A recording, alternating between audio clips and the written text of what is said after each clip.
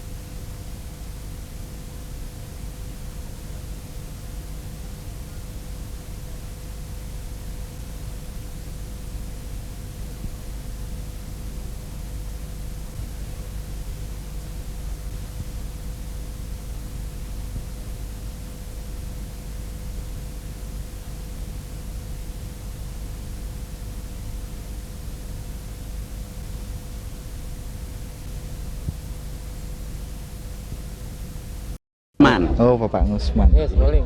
Bapak Ngusman terus pundi raosipun Matur sembah nuwun awit paring sih dalem sepeda kagem urusan dan dipun utus semanten. Matur sembah nuwun pisan malih matur sembah nuwun.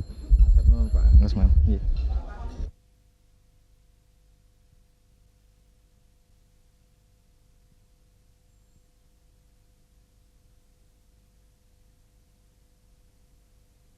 Harapan saya untuk mengkonsolidasikan potensi seniman di sini di dalam upaya dia tetap punya kreativitas gitu loh. Nah, tapi juga dengan lewat kebiar budaya rakyat itu saya juga berharap masyarakat sendiri juga gelar budaya rakyat itu sendiri juga saya berharap masyarakat siap terhadap apresiasi seniman. Soalnya bagi saya nggak ada artinya kalau seniman berkarya tapi masyarakat sebagai konsumen tidak menghargai aktivitas itu. Nah, berarti di sini diperlukan persiapan, pemahaman antara kepentingan seniman dan kepentingan konsumen, dalam hal ini adalah masyarakat. Gitu. Terus ini Gusti, seniman ini dalam menerjemahkan apa yang telah dihentikan Gusti ini sudah bisa pas belum dalam kaitannya untuk menampilkan gelar budaya rakyat ini. Nah, saya kira masalahnya bagi saya pas tidak pas itu bagi saya bukan sesuatu yang sangat menentukan gitu. Tapi yang penting bagi saya karena ini baru pertama kali dengan harapan untuk menumbuhkan suatu harapan baru bagi seniman untuk berkreasi, itu saja. Yang kedua, ada kesempatan mereka mengkonsolidasikan diri secara organisatoris di lingkungan para seniman itu sendiri maupun di dalam dialog antar seniman. Bagi saya yang penting itu gitu.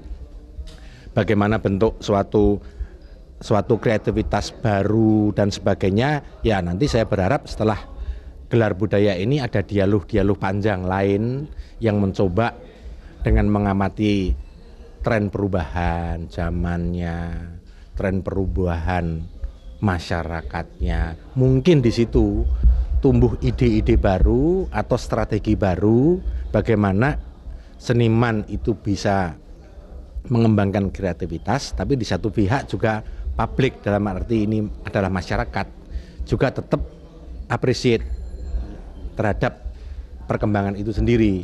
Tapi saya kira ini suatu dialog yang panjang. Tapi yang penting dari momentum yang kita selenggarakan tanggal 10-12 itu paling sedikit menggugah kesadaran baru bagi seniman maupun bagi masyarakat. Terus dalam kegiatan yang sangat monumental ini, Ngarso Dalem mungkin akan memberikan semacam petuah atau semacam sambutan apa nih yang diinginkan oleh Ngarso? Kalau saya kira dari beberapa aktivitas seniman yang masing-masing punya profesi keahlian sendiri bergabung pada suatu momentum, bagi saya sesuatu hal yang maju, yang mungkin selama ini antar kelompok seniman itu mungkin jarang melakukan dialog antar mereka gitu. Tapi bisa saja dalam suatu perkembangan nanti tahun-tahun yang datang, ya mungkin ada momentum seperti ini tidak mesti harus berkaitan dengan jumenengan gitu. Entah itu untuk peristiwa 17-an atau apa gitu. Tapi kan sebetulnya momentum jumenengan ini kan bagi saya sebagai suatu alat untuk mengkonsolidasikan potensi mereka gitu. Jadi tidak mesti nanti perkembangan di waktu-waktu yang datang mesti momentumnya di jumenengan, enggak. Bisa berubah tergantung apa yang kita anggap sangat strategis pada momentum setiap tahun itu. Kalau masalah ini Ngarso Dalem ya, masalah keterbukaan yang dulu pernah diungkapkan oleh Ngarso. Punya kreativitas, ya kan? Dia juga punya idealisme, punya moralitas di dalam upaya untuk memberikan kontribusi kepada Republik ini dari sisi keahlian dia sebagai seorang seniman, gitu loh.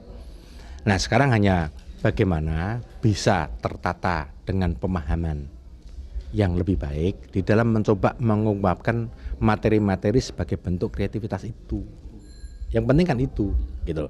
Sehingga dia tidak merasa di dalam melakukan kreativitas terlalu banyak hambatan-hambatan yang mungkin belum tentu itu secara fisik dia alami, tapi mungkin juga secara prasangka itu mungkin muncul di antara para seniman, sehingga mungkin ada unsur-unsur ketakutan untuk punya kreativitas yang belum tentu itu juga benar gitu. Nah, ini memang tidak sekedar secara fisik apa yang dialami, tapi memang diperlukan suatu dialog gitu. Dialog yang selalu berlangsung terus-menerus, baik sesama seniman, mungkin dengan aparat, pemerintah daerah maupun dengan pihak lain, dengan harapan di satu pihak aspek perizinan mereka tidak menemui hambatan secara fisik, tapi juga tidak punya prasangka jelek dari seniman, tapi di dalam aspek kreativitas sebagai suatu bentuk keahlian, toh itu sebagai salah satu bentuk kontribusi untuk Republik ini bisa berlangsung terus, syukur bisa berkembang lebih kualitatif di dalam menopang suatu era, suatu zaman yang memang berubah gitu. Berubahnya ini itu kan juga kita rasakan di dalam transformasi budaya, bukan berarti kita mandek, enggak gitu.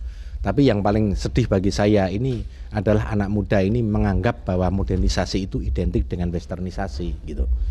Berarti orientasi budaya barat, perilaku barat ini sesuatu yang lebih unggul, yang sebetulnya itu ya kalau begitu ya akhirnya identitas jati diri kita sebagai bangsa di mana gitu. Saya kira antisipasi ke sana dalam suatu fokus yang lebih sentral gitu. Kalau upaya Ngarso Dalam sendiri dalam mengembangkan budaya tradisional untuk menghadapi zaman yang semakin kompleks dan dalam era globalisasi ini bagaimana? Ya, saya kira begini ya, di dalam bentuk kesenian apapun, tidak mesti harus kesenian itu keraton, tapi kesenian rakyat pun kan itu sebagai suatu media yang bisa untuk mengkomunikasikan, mungkin dia juga punya nilai-nilai sesuatu yang paling sedikit masyarakat itu bisa diingatkan kembali gitu, sebagai sesuatu bahwa ini identitas bangsa gitu. Ya saya bisanya bicarakan dalam suatu format relatif daerah gitu. Nah seberapa jauh nanti kita bisa menstrategikan itu sebagai salah satu bentuk untuk kompetitif terhadap proses transformasi nilai-nilai dari luar, ya kita lihat perkembangan nanti, karena setiap generasi terproses dalam proses budaya itu sendiri gitu. Terus kalau sebagai